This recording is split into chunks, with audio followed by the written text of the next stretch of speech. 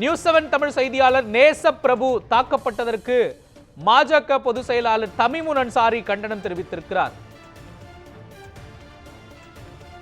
News 7 Tamil செய்தியாளர் நேசப்பிரபு தாக்கப்பட்டதற்கு மனிதநேய ஜனநாயக கட்சி பொதுச் செயலாளர் தமீமுன் அன்சாரி கண்டனத்தை பதிவு செய்திருக்கிறார்.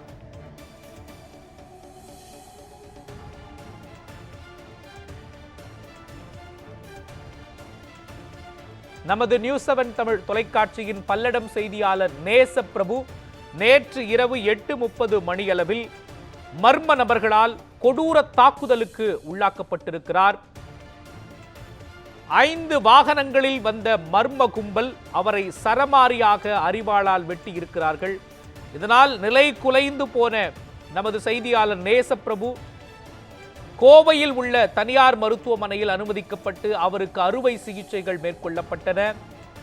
65 இடங்களில் அவரது உடலில் வெட்டு காயங்கள், ஆழமான வெட்டு காயங்கள் ஏற்பட்டிருக்கின்றன. தற்பொழுது அதற்கு சிகிச்சை அளிக்கப்பட்டு வரக்கூடிய சூழலில் அறுவை சிகிச்சை முடிந்து அவர் தீவிர சிகிச்சை பிரிவில் இருக்கிறார்.